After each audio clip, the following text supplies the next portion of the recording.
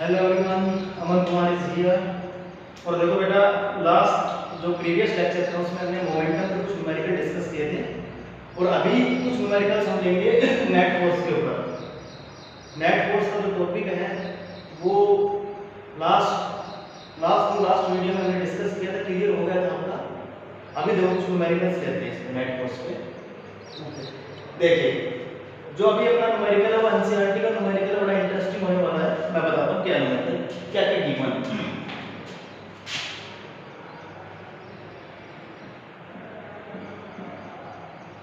जो गिवन है वो देखो क्या है।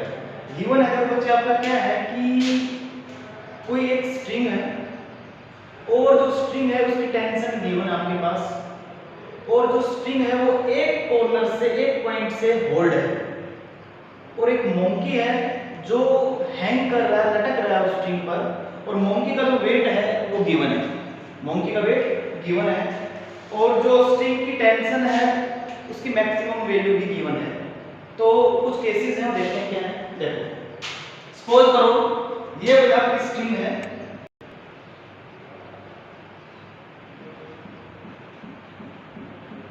ठीक है, यहां पर ये पिन अप है, होल्ड है, एंड इस स्ट्रिंग पर एक मंकी है जो हैंग कर रहा है, स्विम कर रहा है इस पे। हालांकि ड्राइंग अच्छी नहीं है तो मैं मंकी को जस्ट आपके बॉल की फॉर्म में दिखाता हूं। ये तो ठीक है, ये आपकी स्ट्रिंग थी, एक मंकी उस पर लटक रहा है।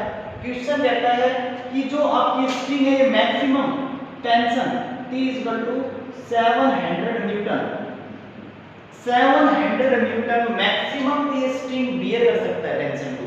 अगर 700 से ऊपर टेंशन जाएगी then the string will break, टूट जाएगी स्ट्रिंग। और जो मंकी है उसका वेट गिवन है, that is 50 kilogram, 50 kilogram. Clear? String है, यहां पे पिन अप है, मैक्सिमम 700 न्यूटन टेंशन बियर कर सकती है। उसके बाद कोई मंकी है वो उस पर लटक रहा है, उसका वेट गिवन है कितना, 50 किलोग्राम। तो जो क्वेश्चन है वो क्या बोलता है? क्वेश्चन ये बोलता है कि when the string will break, string आपकी कब टूट जाएगी। कुछ केसेस गिवन है। क्या केस है? फर्स्ट केस है, पहला केस है, नंबर फर्स्ट केस, जो आपका मंकी है ये अपवर्ड जा रहा है, ऊपर की साइड जा रहा है with the velocity of 4 metre per second. क्या? 4 metre per second. First case क्या बोलता है कि मंकी है आपका एक्सेलरेट कर रहा है, वेलोसिटी किससे कितनी, 4 मीटर पर सेकंड से ऊपर की साइड जा रहा है। सेकंड केस क्या है? एक्सेलरेशन दे दिया, monkey is going upward with the acceleration of 4 meter per second square, 4 metre per second square. दो केस हो चुके हैं। थर्ड केस क्या बोलता है? थर्ड केस कहता है कि आपका जो मंकी है वो अपवर्ड जा रहा है but with the acceleration of 1 metre per second square, acceleration of 1 metre per second square. और जो लास्ट वन जो फोर्थ केस है, फोर्थ केस बोलता है आपका, फोर्थ केस कहता है कि आपका जो मंकी है, हमारा ने जो मंकी आपने लिया है वो इस स्ट्रिंग से डाउनवर्ड आता है, डाउनवर्ड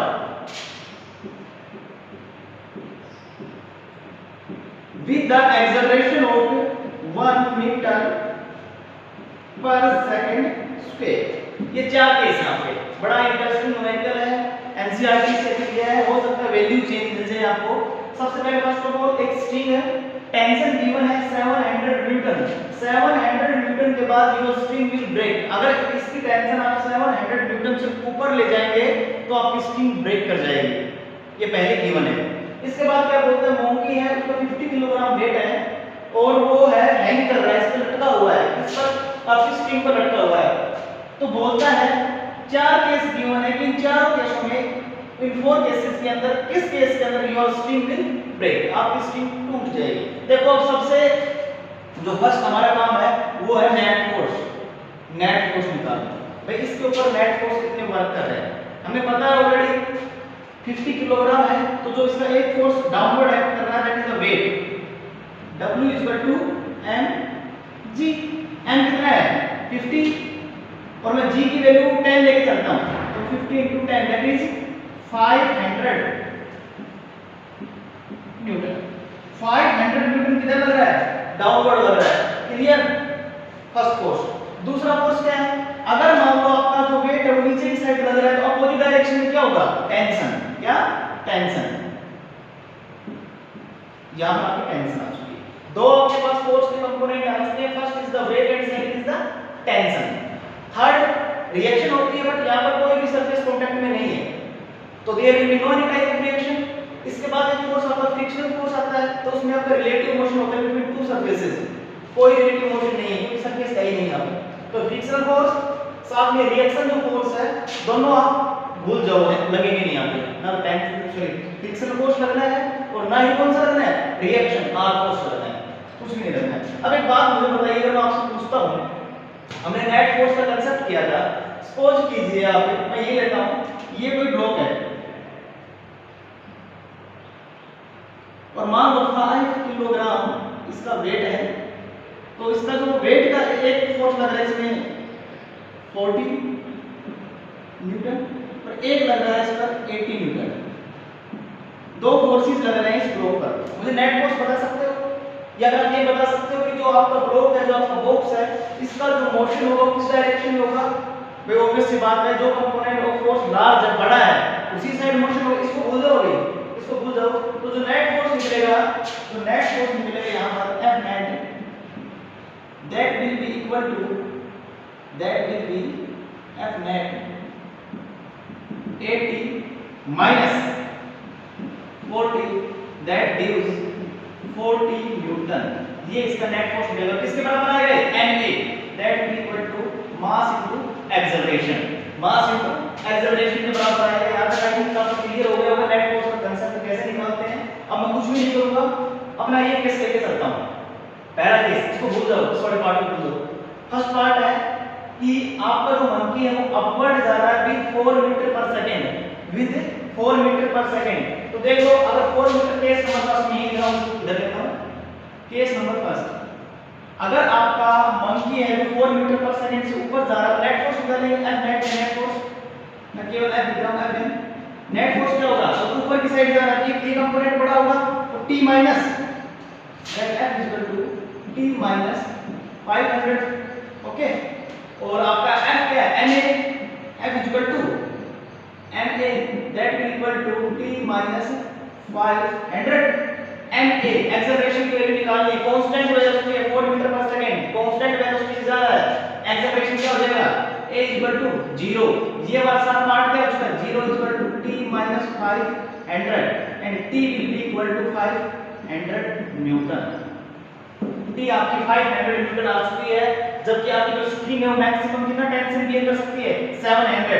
इसका मतलब आपकी स्ट्रिंग नहीं टूटेगी if the monkey is moving upward with the velocity of 4 metre per second, नहीं टूटेगी। सेकंड केस ले लो।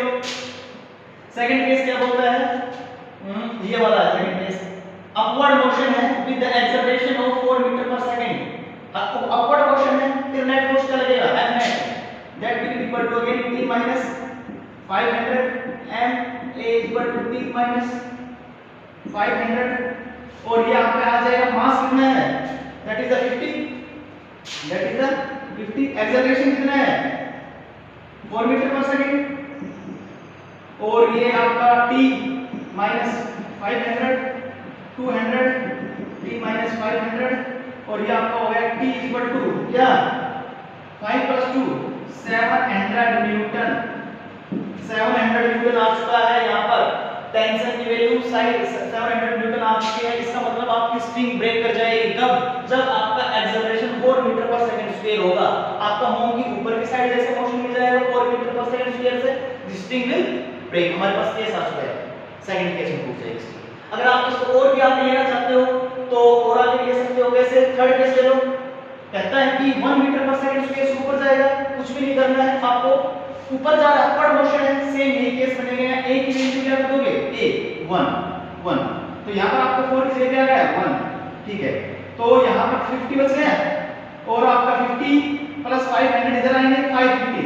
ये जो तीसरा केस है इसमें वैल्यू आएगी टेंशन की, दैट इज द 550 न्यूटन। में एक लिखा रहा हूं, आप कर सकते हो 550 न्यूटन आ गया है, 700 तक आपकी स्ट्रिंग बियर कर सकती है, नेगेटिव टेक स्ट्रिंग आपकी। क्लियर? तीनों केस हो गए। फोर्थ केस पे आ जाओ। बोलता है downward means acceleration of 1 metre per second square. Downward है तो नेट फोर्स निकालेंगे तो 500 माइनस t आएगा। क्या आएगा? मैं यहां लिखा हूं फोर्थ केस को। Fourth case 500 minus t that is equal to net force m a, तो 500 minus t that gives m mass 50, acceleration कितना है? डाउनवर्ड है, कितना? 1 कर दो, क्या आ जाएगा? t is equal to, मैं उधर लेके जाता हूं तो आपका ये हो जाएगा प्लस 50, यही होगा ना? यही होगा। तो t की वैल्यू क्या आ गई? 550 newton. This string will again not break, आपकी स्ट्रिंग नहीं टूटेगी। नेट फोर्स आपको निकालना आना चाहिए, इसके बाद कोई दिक्कत नहीं है। और नेट फोर्स आपको पता है किसी भी बॉडी के ऊपर कौन-कौन से एक्ट करते हैं? रिएक्शन करती है। अगर सरफेस कांटेक्ट में तो फ्रिक्शनल फोर्स एक्ट करेगा, नीचे की साइड डाउनवर्ड वेट एक्ट करेगा उसका mg, कोई अगर उस पे एक्सटर्नल फोर्स लगा रहे हो वो एक्ट करेगा, एक टेंशन एक्ट करेगी।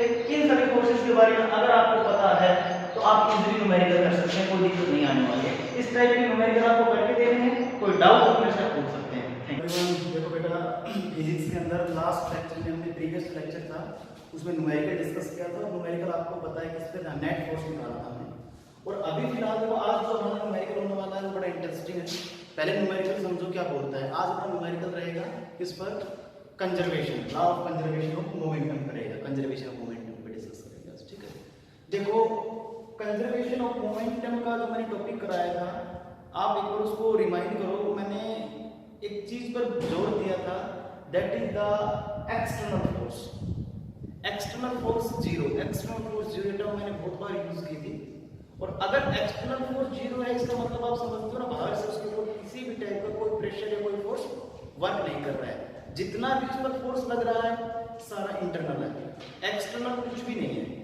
तो देखो according to Newton second law आपको पता है F is equal to dp by dt। जितना यहाँ से फोर्स बढ़ाते जाओगे उतना ही बॉडी के अंदर मोमेंटम बढ़ता चला जाएगा। If we increase the value amount of force then the momentum will also increase. Similarly अगर यहाँ पर आप फोर्स डिक्रीज करोगे तो मोमेंटम भी डिक्रीज भी होगा। ये सब हम डिस्कस अच्छे से कर चुके हैं थ्योरेटिकल जो हमारा लेक्चर था उसमें। अभी न्यूमेरिकल प्रॉब्लम है। तो according to conservation of momentum की अगर मैं बात करता हूं तो हमें पता है इनिशियल मोमेंटम और final momentum both will be same, both must be same. अगर मैं बात कंजर्वेशन ऑफ मोमेंटम की करता हूं तो देखो न्यूमेरिकल क्या बोलता हूं, समझो पहले न्यूमेरिकल को। न्यूमेरिकल में क्या लिखा है? कोई बॉडी है जिसका मास दे रखा है 1 kg, 1 किलोग्राम इसका मास है। और ये कंडीशन मस्ट है, इसको ध्यान देना, इनिशियली एट रेस्ट, स्टार्टिंग में वो रेस्ट पे है। तो यहीं से आपको एक इंस्ट्रूमेंट मिल गया होगा, p equal to mv, mass into velocity, momentum. v initial क्या हो चुकी है? 0, तो मोमेंटम मस्ट बी 0। चलो उसको डिस्कस करेंगे। फिर बोलता है कोई एक्सटर्नल फोर्स इसमें नहीं लगा, अपने खुद के इंटरनल फोर्स के कारण ये 3 पार्ट्स में डिवाइड हो गई। और जो रेशियो है पार्ट्स का वो भी आपकी गिवन है 1:1:3। There are 3 parts in which our body has break, टूट चुकी है। उसका जो रेशियो है 1:1:3 का रेशियो है। ठीक है, यहां तक समझ में आ गया। अब देखो जैसे ही ब्रेक करती है तो बोलता है कि particles of the same mass के particle flies off perpendicular to each other with the speed of 30 metre per second. Same mass के कोई 2 पार्टिकल्स फ्लाई ऑफ कर जाते हैं एक दूसरे के परपेंडिकुलर, और वेलोसिटी और स्पीड गिवन है कितनी? 30 मीटर पर सेकंड से वो फ्लाई ऑफ कर जाते हैं एक दूसरे के परपेंडिकुलर, यानी 90 डिग्री के एंगल बनेगा। देखो समझो, स्टार्टिंग में देखो मैंने एक पार्टिकल लिया था, ओके। जैसे ही ये ब्रेक करता है तो 3 रेशियोज में डिवाइड कर दिया, first, second and third. Given क्या है? गिवन है रेशियोज किस किस रेशियो में डिवाइड होते हैं, और वेलोसिटी मैंने लिख दी क्या? 30 मीटर पर सेकंड और 30 मीटर पर सेकंड। क्लियर? तो देखो सबसे पहले तो बच्चे इसका मास निकालेंगे। मास अगर निकालना है तो इन रेशियोज को टोटल कर लो, 1 + 1 + 3 3 4 5 5 हो गया। तो निकाल लो यहाँ पर 5 हो चुका है, m1 निकालो, पहले वाले में निकाल दो। क्या करोगे, इसका खुद का पार्ट रेशियो ले लो, 1 है तो 1 टोटल 5 और बॉडी का क्या था 1, तो 1/5 किलोग्राम आ गया। सिमिलरली m2 निकालना है आपको, रेशियो क्या था 1 टोटल 5, बॉडी का कितना 1 किलोग्राम की बॉडी थी नहीं 1/5 किलोग्राम। m3 का निकाल लो, रेशियो कितना था 3 टोटल 5, बॉडी का वेट 1 किलोग्राम, तो ये आपका 3/5 किलोग्राम आ गया। यहाँ पर देखो आपके पास तीनों मास आ चुके हैं m1 m2 और m3, तो मैंने यहाँ पे क्या किया कुछ नहीं किया, मार्क कर दिया आपका जो m1 था 1/5 लिख दिया, m2 1/5 लिख दिया और जो m3 था वो मैंने 3/5 शो कर दिया है, जैसे कि हम सोल्व कर चुके हैं। ठीक है, अब देखो अब हमें क्या करना है, अब जो आपके तीनों पार्ट्स हैं अलग अलग डायरेक्शन में जो गए हैं, तो सबसे पहले देखो मैंने दो पार्ट लिए 30 मीटर पर सेकंड से 30 मीटर पर सेकंड से एक दूसरे के नाम है परपेंडिकुलर, एंगल मैंने दे दिया 90 डिग्री है इसमें। ठीक है, 90 डिग्री का एंगल मैंने इसको दे दिया है। अब क्या होगा, अब ये होगा कि हम निकालेंगे मोमेंटम पार्टिकल्स का, इसका ही निकाल लो मोमेंटम P = mv, मास कितना है 1/5, v इज द 30, 5 को 30 से कट कर लो 6 आ जाएगा, तो यहां पर जो मोमेंटम आएगा दैट इज 6 किलोग्राम पर metre second, 6 kilogram metre per second, 6 kilogram metre per second इसका मोमेंटम आ गया। सेम किसका आएगा, इसका आएगा कितना 6 किलोग्राम मीटर पर सेकंड। ठीक है, अब आपका बचा है थर्ड पार्ट, जो न्यूमेरिकल बोलता है वो ये कहता है कि थर्ड पार्ट की वेलोसिटी फाइंड आउट करनी है, आपको वेलोसिटी फाइंड आउट करनी है, कर देंगे। अब देखो आपको पता है फिजिक्स के अंदर कुछ भी चीज कोई भी वेक्टर इनक्लाइंड हम नहीं लेते हैं, कंपोनेंट्स में रिजोल्व करते हैं। तो देखो आपको यहाँ पर दिखाई दे रहा है 90 डिग्री का एंगल है, अगर मैं इसको इक्वल हाफ में डिवाइड करता हूं तो ये कितना आ जाएगा 45, ये कितना आ जाएगा 45। ओके, अगर 45 आ चुका है तो कंपोनेंट से डिवाइड कर दो, जो आपका एंगल जिसके साथ में है ये वाला है, तो ये क्या cos थीटा हो जाएगा, तो ये आपका क्या बन जाएगा p cos थीटा, नहीं बन जाएगा क्या, और ये क्या बन जाएगा इधर इसके परपेंडिकुलर ऐसे, ये ले लो एक इधर ले लो परपेंडिकुलर ऐसे ले लो, ये आपका sin पे चला जाएगा p sin थीटा। इसी तरह यहां भी एंगल है p cos थीटा और ये p sin थीटा। अब p cos theta p sin theta अगर आ चुका है तो p की वैल्यू हमारे पास आ चुकी है that is 6 kilogram metre per second, तो p की जगह क्या आ जाएगा 6 cos और थीटा कितना है 45। यहां तक क्लियर है। अब देखो हमें क्या करना है, अब मैंने यहां पर देखो इस डायग्राम में आप देखिएगा मैंने लगभग सारी जितनी टर्म्स हमारे पास निकली हुई थी फाइंड आउट की वो सारी मैंने यहां पे शो कर दी है। अब हमें कुछ नहीं करना, हमें क्या करना है इधर की वेलोसिटी को फाइंड आउट करना है, इधर वाली। ओके, इधर वाली वेलोसिटी को फाइंड आउट करना है, बड़ा इजी है। ये कंपोनेंट कैंसिल, अब बचा कौन सा सिर्फ ये वाला जो बचा ना। रही बात अगर इसकी मैं मोमेंटम की बात करता हूं p mv, इधर की अगर बात करता हूं मास कितना है 3/5 और v मैंने कर दिया ऐसे, that equal will equal to किसके इक्वल जाएगा राइट वाले कंपोनेंट से। राइट में कौन कौन से हैं 6 cos 45 एंड 6 cos 45, 6 कितने हो गए 12। तो मैं ये कह सकता हूं इधर टोटल कितना लग रहा है 12 cos 45 डिग्री। 12 है cos 45 की वैल्यू आपको पता है, यहां पर वैल्यू पुट कर दो 12 इनटू मैं कर देता हूं, ठीक है। ये लेफ्ट राइट साइड पार्ट आ गया, ये आपका लेफ्ट साइड है 3/5 इनटू v, यहां से क्या निकल आएगा वेलोसिटी ऑफ थर्ड पार्टिकल। तो तीसरा पार्टिकल था जिसके बारे में पूछ रहा था कि भाई, और एक बात है थर्ड पार्टिकल की डायरेक्शन लेफ्ट साइड में क्यों शो की है, according to law of conservation of momentum इसको बैलेंस भी तो करना पड़ेगा। राइट साइड आपके दो पार्ट आ रहे हैं तो इनको काउंटर बैलेंस करने के लिए मैंने जो थर्ड पार्टिकल था उसकी जो डायरेक्शन थी वो राइट साइड में ले ली थी। Is it clear? Easy numerical था, इंटरेस्टिंग न्यूमेरिकल था, लास्ट टाइम आया भी हुआ है सैंपल पेपर में एनसीईआरटी 11th से, ठीक है। हाँ सही है। अब यहाँ पर आपकी वेलोसिटी आ जाएगी, बस इतना ध्यान रखना है आपको, इनिशियल मोमेंटम क्यों स्टार्टिंग में रेस्ट पे वो लेना है। दूसरा कंपोनेंट्स में डिवाइड जरूर करना है, मासेस का रेशियो m1 m2 m3 इसके हिसाब से मैं निकाल लिया। ये थोड़ी न्यूमेरिकल के बारे में आपको घर पे ट्राई करना है, नेक्स्ट लेक्चर में फिर मैं न्यूमेरिकल लूँगा। Thank you. हेलो एवरीवन, देखो बेटा प्रीवियस लेक्चर में हम न्यूमेरिकल डिस्कस कर रहे थे, उन्हीं न्यूमेरिकल्स को मैं आगे लेता हूँ। देखो सबसे पहले तो हम बात अगर मैं लीनियर मोमेंटम की और कंजर्वेशन की करता हूँ, तो लीनियर मोमेंटम में हमने एक बात डिस्कस की थी कि एक्सटर्नल जो फोर्स है वो बहुत इंपॉर्टेंट फैक्टर है। अगर आपका F एक्सटर्नल 0 रहेगा तो वहां पर आपका जो P रहेगा दैट इज ऑलवेज कांस्टेंट रहेगा। इनिशियल और फाइनल दोनों बराबर रहेंगे। अब देखो जो न्यूमेरिकल है इसमें एक बात देखना है, इसमें क्या होगा कि आपका मान लो सपोज जो कोई बॉम्ब है वो एक्सप्लोड करता है। जब भी एक्सप्लोड करेगा यहाँ पे देखिए आप, तो ये बोलता है क्वेश्चन क्या कहता है, कल ऐसा एक न्यूमेरिकल में डिस्कस किया था। क्वेश्चन ये कहता है कि ये जो बॉम्ब है ये जैसे एक्सप्लोड किया तो इसके दो सेगमेंट्स डिफरेंट डायरेक्शन में चले गए। जैसे एक तो आपका इधर आ गया और दूसरा सेगमेंट इधर आ गया और दोनों एक दूसरे के परपेंडिकुलर गए। तो मैंने एंगल यहाँ पर 90 डिग्री शो कर दिया है। वेलोसिटी गिवन है 30 मीटर पर सेकंड, दोनों सेम। ठीक है, और बोलता है कि जो आपका थर्ड पार्ट है ये वाला, इसकी वेलोसिटी को फाइंड आउट करना है।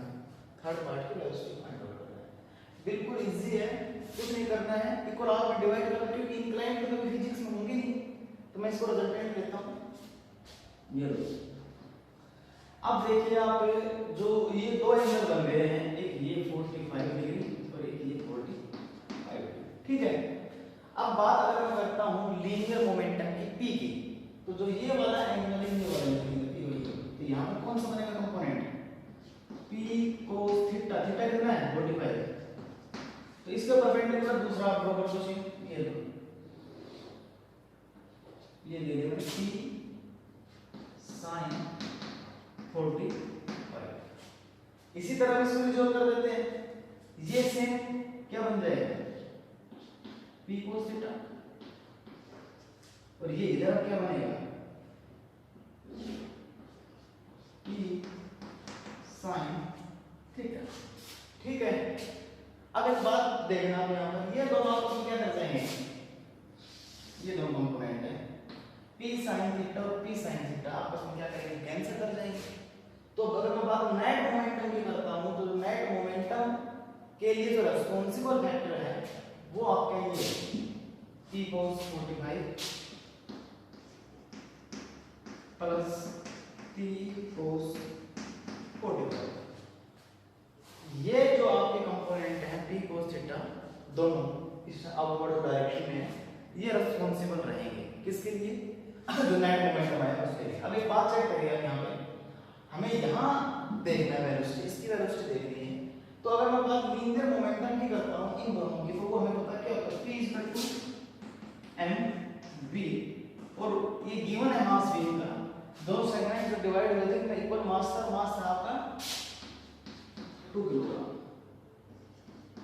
तो यहाँ पर मास आ चुका है क्या, रख दो यहाँ पर P इक्वल टू मास कितना है 2 kg है, v वेलोसिटी गिवन थी 30 मीटर पर सेकंड, तो यहाँ पर आपका क्या आ चुका है 60 आ गया। जब बात मैं मोमेंटम की करता हूँ 60 आ चुका है, तो दोनों का सेम रहेगा 60 और इधर लिख देता हूँ 60।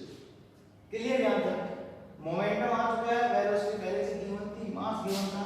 अब अगर मैं इसकी बात करता हूँ मोमेंटम की इसकी, तो आपको पता क्या होता है P इक्वल टू mv, और इसका जो मास है, इसका जो मास है वो ऑलरेडी गिवन है न्यूमेरिकल के अंदर, दैट इज 5 किलोग्राम। तो ये मास कितना 5 किलोग्राम इनटू v आ जाएगा। क्लियर, लेफ्ट साइड और राइट साइड दोनों जैसे इक्वल करेंगे ना, तो आपको ये क्या करना है, तो आपकी लेफ्ट साइड टर्म होगी P इक्वल टू mv, तो राइट साइड जो आपकी टर्म रहेगी दैट इज P की वैल्यू आज कितनी आएगी, अरे P cos थीटा निकाला हमने mv, ये आ रहा है 60, तो यहां रख दो, फिर आप यहां P की वैल्यू रख दोगे 60 और 60 cos 45 आपको पता है 1/√2 हो गया, 1/√2 हो गया, कुछ भी नहीं करना, 60 सेम इनटू 1/√2 प्लस 60 इनटू 1/√2, इन दोनों को ऐड कर देंगे, यहां से आपको क्या आ जाएगा वेलोसिटी यहाँ से आप फाइंड आउट कर लेंगे किसकी, जो थर्ड सेगमेंट था, थर्ड पार्ट था, उसकी वेलोसिटी आ जाएगी आपके पास। यही था न्यूमेरिकल, सिंपल सा न्यूमेरिकल था। बाकी जो और न्यूमेरिकल्स वो आपको देखने हैं